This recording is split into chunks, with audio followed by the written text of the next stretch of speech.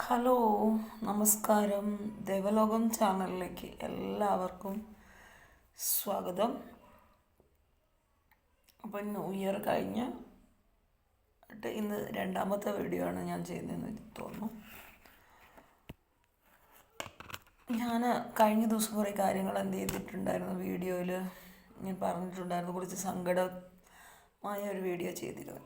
പതിവായിട്ട് കമൻ്റ് ഇടുന്ന ആളുകളെ പോലും എന്ത് ചെയ്തിട്ടില്ല, ഞാൻ കണ്ടില്ല. പതിവായിട്ട് കുറച്ച് കമൻ്റ് ഇടുന്ന ആളുകളുണ്ട്, അവർ പോലും എന്ത് ചെയ്തിട്ടില്ല, വീഡിയോയിൽ വന്നിട്ടില്ല. നിങ്ങളാരും കമൻ്റ് ഇട്ടില്ലെങ്കിലും എനിക്ക് സങ്കടമില്ല.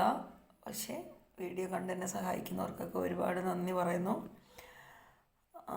നമ്മുടെ ജീവിതത്തിൽ നമ്മൾ ഒരുപാട് പ്രതിസന്ധികളിൽ കൂടെ നമ്മൾ തരണം ചെയ്തു പോകുമ്പം നമുക്ക് ചിലപ്പം പിടിച്ചു നിൽക്കാൻ പറ്റത്തില്ല.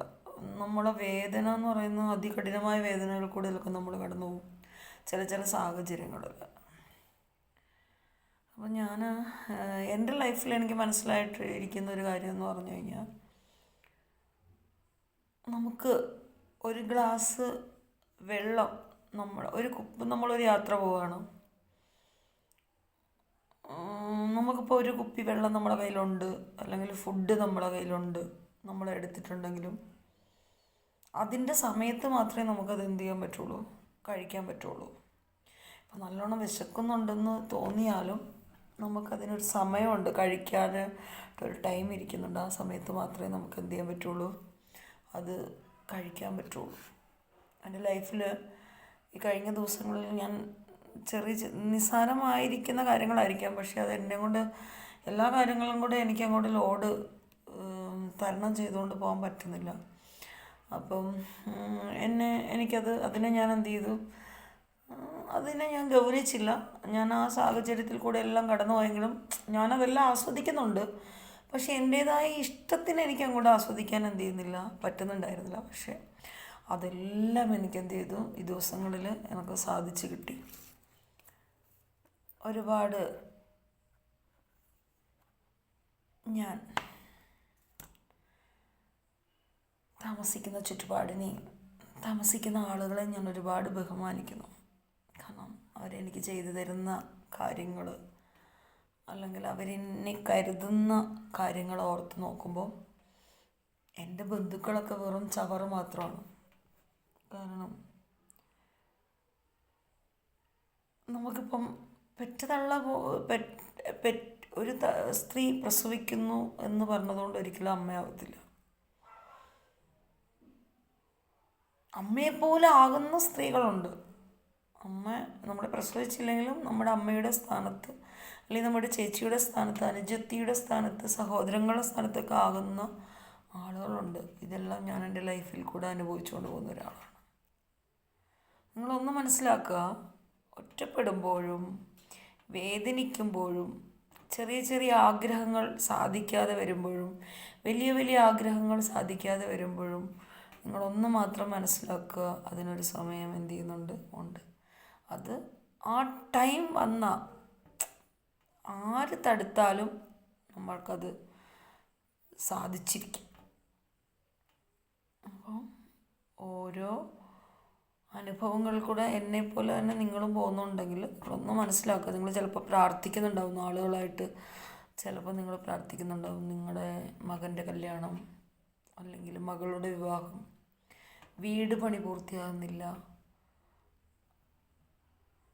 നിങ്ങളുടെ ഭർത്താവ് നിങ്ങളെ സ്നേഹിക്കുന്നില്ല, നിങ്ങളുടെ മക്കളുടെ തോന്നിയവാസം, ഇങ്ങനെയൊക്കെയുള്ള കാര്യങ്ങൾ നിങ്ങൾക്ക് തന്നെ എന്ത് ചെയ്യാൻ പറ്റുള്ളൂ, പരിഹരിക്കാൻ പറ്റുള്ളൂ. വേറൊരാൾക്കും അവിടെ പരിഹരിക്കാൻ പറ്റില്ല.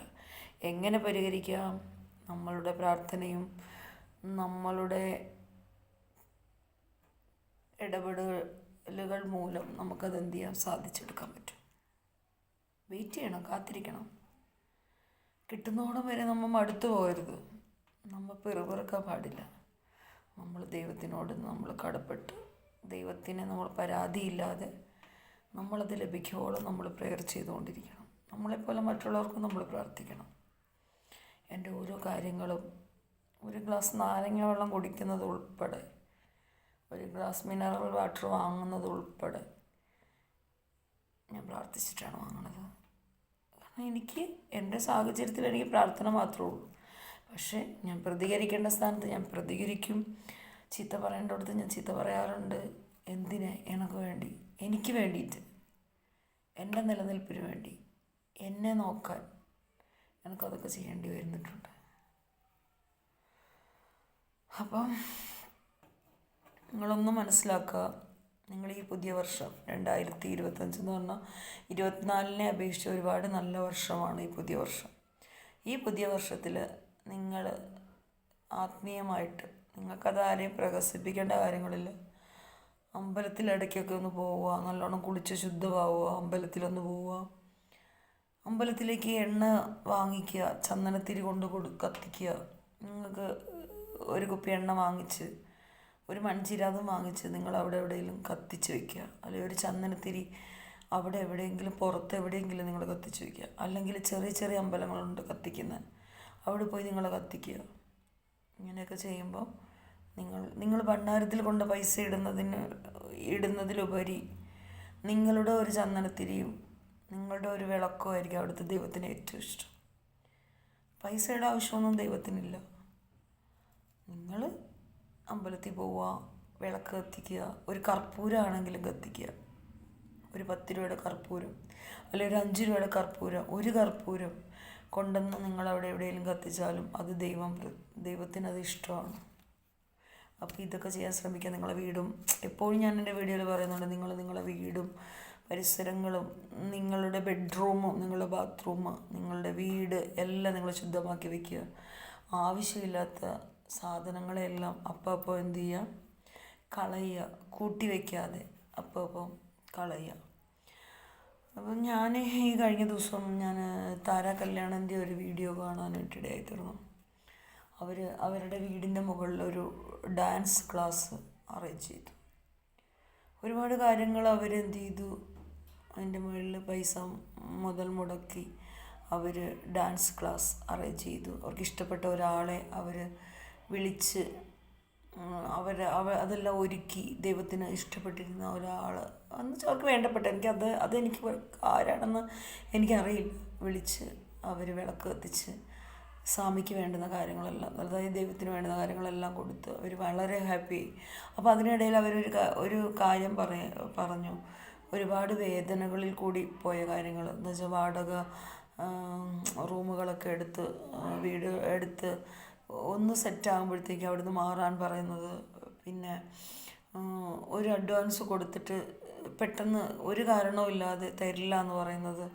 അപ്പോൾ അങ്ങനെയൊക്കെ ഉള്ള ഒരുപാട് കാര്യങ്ങളിൽ കൂടി ജീവിക്കുന്ന ഒരാളാണ് താരാ കല്യാണം. എന്ന് വെച്ചാൽ തൻ്റെ ഒറ്റപ്പെടലിലെയും തൻ്റെ ഹസ്ബൻഡ് നഷ്ടപ്പെട്ടിട്ടും ഒറ്റയ്ക്ക് ജീവിച്ച് ഒറ്റയ്ക്ക് കാര്യങ്ങൾ ചെയ്ത് ഒറ്റയ്ക്ക് സന്തോഷിക്കുന്ന ഒരാളാണ് താരാ കല്യാണം. അതുപോലെ ഒരുപാട് ആളുകളുണ്ട്. എനിക്ക് പിന്നെ കണ്ണൻ ഉണ്ട്, എങ്കിലും ചില സാഹചര്യത്തിൽ ഞാനും എന്ത് ചെയ്യും, എൻ്റെ മൈൻഡ് ഒറ്റപ്പെടലിലൂടെ പോയിക്കൊണ്ടിരിക്കും. അപ്പം നമ്മൾ എന്ത് ചെയ്യുക, നമ്മൾ ഏത് സാഹചര്യത്തിലാണെങ്കിലും, ഇപ്പം എൻ്റെ വീഡിയോ കാണുന്ന വിവാഹം കഴിച്ച് പുതുമോടിയിലിരിക്കുന്ന കുട്ടികളാണെങ്കിലും നിങ്ങളൊരു കുടുംബജീവിതത്തിലേക്ക് പ്രവേശിക്കുമ്പോൾ നിങ്ങൾ ഒരുപാട് അഡ്ജസ്റ്റ്മെൻ്റ് ആവേണ്ടി വരും. ഒരുപാട് കണ്ടില്ല കേട്ടില്ല എന്ന് വെച്ച് നടക്കേണ്ടി വരും. പിന്നെ ഒരു കാര്യം നിങ്ങൾ എപ്പോഴും ശ്രദ്ധിക്കുക, നമ്മൾ അധികം കുറച്ച് സംസാരിക്കുക, അത്യാവശ്യത്തിന് മാത്രം ഇടപെടുക എന്നും പറഞ്ഞ് നമ്മൾ ആരോടും മിണ്ടാതിരിക്കണം എന്നല്ല. ആവശ്യത്തിൽ നമ്മൾ അവരുടെ എൻജോയ്മെൻറ്റിലും നമ്മൾ മാതാപിതാക്കന്മാരെ സ്നേഹിക്കുന്ന അങ്ങനെയൊക്കെയുള്ള കാര്യങ്ങളിലൊക്കെ നമ്മൾ ചെയ്യേണ്ട കാര്യങ്ങൾ ചെയ്യേണ്ട സമയത്ത് ചെയ്ത് നമ്മളെ സൂക്ഷിച്ച് നമ്മൾ നീറ്റായിട്ട് ജീവിക്കാനായിട്ട് എന്ത് ചെയ്യുക, ശ്രമിക്കുക. അപ്പം ഇത്രയൊക്കെയുള്ളൂ ഇന്നത്തെ ഈ വീഡിയോ. ഞാനിങ്ങനെ കുറേ നേരമായി വീഡിയോ ചെയ്യണമെന്ന് വിചാരിച്ചു. എനിക്ക് ഇന്ന് ചൊവ്വാഴ്ച ചെയ്തുകൊണ്ട് ഒരുപാട് കാര്യങ്ങളെല്ലാം ഉണ്ടായിരുന്നു. രാവിലെ കുറേ ക്ലീനിങ് അങ്ങനെ കുറേ കാര്യങ്ങളൊക്കെ ഉണ്ടായിരുന്നു. പിന്നെ ഇന്ന് കറക്റ്റായിട്ട് ശരിക്കും ഇരുന്ന് പ്രെയർ ചെയ്യാൻ പോലും എനിക്ക് പറ്റിയില്ല. പിന്നെ വൈകുന്നേരം ഒരു ഇച്ചിരി സമയം കിട്ടി. എന്നാലും ഇവിടെ ഫുൾ ടൈം വിളക്ക് കത്തിയിരിക്കുന്നത് കൊണ്ട് ഞാൻ ആ ഒരു ജോലി ചെയ്യുകയാണെങ്കിൽ പോലും ഞാൻ ആ ഒരു ഫീലിങ്സിൽ എന്ത് ചെയ്യും, ഇങ്ങനെ നടന്നുകൊണ്ടിരിക്കും. മനസ്സിൽ ധ്യാനിച്ചും പ്രാർത്ഥിച്ചൊക്കെ നടന്നുകൊണ്ടിരിക്കും. പിന്നെ എൻ്റെ ആത്മീയ ജീവിതം അല്ലെങ്കിൽ എൻ്റെ പ്രാർത്ഥന എങ്ങനെ കൊണ്ടുപോകണം, ഏത് തരത്തിൽ കൊണ്ടുപോകണം, ഏത് ആചാരത്തിൽ പോകണം എന്നൊക്കെ ഞാനാണ് തീരുമാനിക്കുന്നത്. എനിക്ക് എൻ്റെ ലൈഫിൽ ഞാൻ തിരഞ്ഞെടുത്തിരിക്കുന്ന സ്വന്തമായിട്ട് തിരഞ്ഞെടുക്കുന്ന ഒരു ആത്മീയ ജീവിതം, അല്ലെങ്കിൽ ഞാൻ രാവിലെ എണീറ്റ് കത്തിക്കുന്ന വിളക്കാണ് എൻ്റെ ലൈഫിൽ ഇന്ന് വരെ എന്നെ എന്ത് ചെയ്തത്, ഓരോ സങ്കടത്തിലും എന്നെ പിടിച്ച് നിൽക്കുമാറാക്കിയതും ഓരോ കടമ്പകൾ കടന്നു പോകാനും എന്നെ സഹായിച്ചത്. അപ്പം ഞാൻ എൻ്റെ വീഡിയോ കാണുന്ന എന്നെ ഉപദ്രവിച്ചവരോട് ഒന്ന് മാത്രമേ എനിക്ക് പറയാനുള്ളൂ, നിങ്ങളൊന്ന് വിശകലനം ചെയ്ത് നോക്കുക കാര്യങ്ങൾ.